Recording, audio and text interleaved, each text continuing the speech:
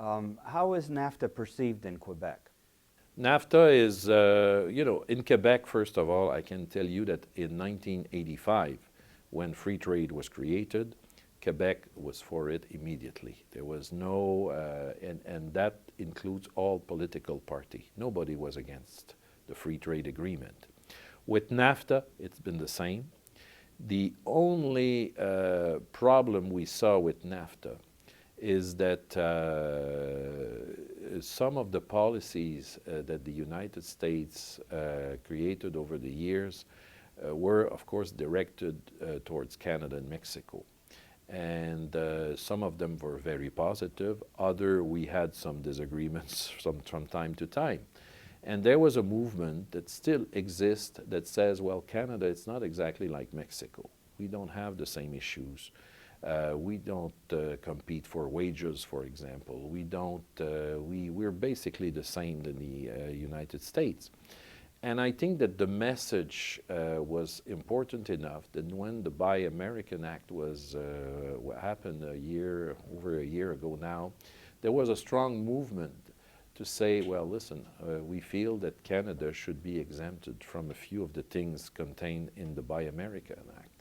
And there was an agreement between the United States and Canada in that regard, and we're very happy. And just to give you an indication of I would say, the tension since NAFTA, George Bush, when he became president, visited Mexico as the first country he visited during his presidency in 2001. In the beginning of 2009, there was a lot of pressure in Canada, and finally President Obama visited Canada first.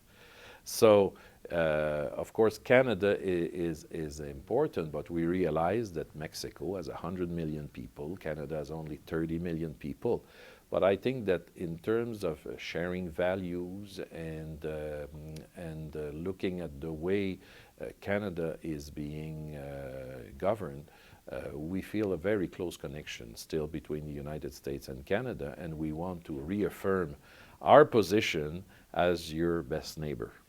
This at a time when we're both suffering the effects of an economic downturn, yes.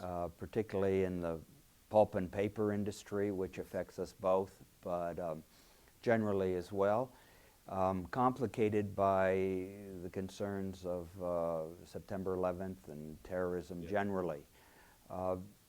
Yet Quebec is making new agreements in Europe and is following its strategic plan in the United States. Is that generally accepted in Quebec, this outreach, this sense of being part of a global community and having to not only compete but develop positive relations? It is generally well accepted, and also it is absolutely necessary, because for one simple reason, Quebec with 8 million people doesn't have the internal market to sustain its economy. We have to export. We have no choice but to export. And when you look at the percentage of GDP, the biggest exporters of the world are the Germans and China. And when you look at the numbers, I think it's anywhere between 40 and 50% of GDP for China and Germany of their GDP. And for Quebec, the numbers, of course, are not the same, but in terms of percentage, we export also between 40 and 50% of our GDP. So it just tells you how important it is, and we have no choice but to reach to the world.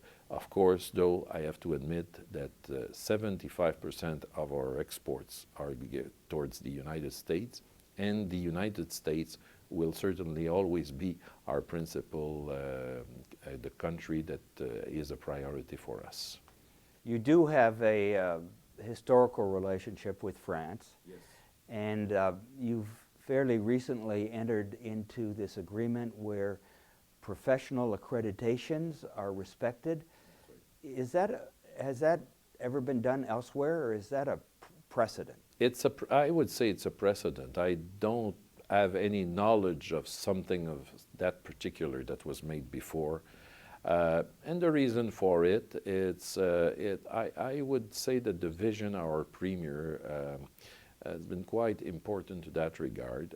We have consulted during many years how to perform better in the world, how can we educate our people better, and only to realize that we had many agreements with a certain amount of countries, a certain amount of regions in the world. But free trade has always been something difficult to achieve. But what is even more difficult is free mobility. And we always believe now that we live in a world where if you want to succeed, you're going to be very focused on research, on technology, on innovation. And a researcher now cannot stay forever in the same country. In order to be successful, he has to be exposed to a lot of new ideas. He has to work in different places. And if we don't try to bring a certain amount of mobility in, and try to ease some of the restrictions on mobility, I think that we're going to be hurt eventually. So that's why this is the first of a series of agreements, but those agreements are going to continue. We have demands from other European countries, regions, who would like to have the same type of agreements. I know, for example, that the province of Ontario now recognizes doctors who have degrees in the state of New York, for example. So you see how it happens, and there's an effect to all of this. If a doctor, for example, in the state of New York can practice in Ontario, automatically he can practice in Quebec. So there's a lot of mobility that starts to happen, and I think that in the future we will see more of that. Could you give us a sense of just how many professionals have taken advantage of this? Right now, the agreements are not been fully in place. It's difficult for me to put an evaluation, but we are, according to the people that I've talked to, right now between France and Quebec, for example, there was an exchange of about 4,000 professionals on a yearly basis. We think that it will more than double in the first few years. That's for sure. It may go even beyond that because in the case of lawyers, nurses, in the pharmaceutical industries, even in the construction, among construction companies, there is a genuine interest. Now, another thing that is important is to say that we're not trying to bring necessarily French workers to Quebec forever. It can be a Quebec companies that will invest, for example, in France and will need workers for a period of 3 months, 6 months. Same thing is true on the other side. It could be true between the United States and Canada eventually as well. It just gives to companies, to the people, the mobility and the flexibility to work wherever they want to work.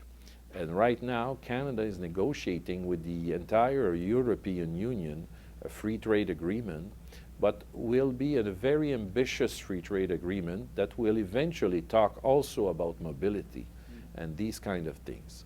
And so I think the future is there for the developed countries like Europe, like the United States, like Canada, to try to venture into this and to come up with the best students and the best skilled workers in the world.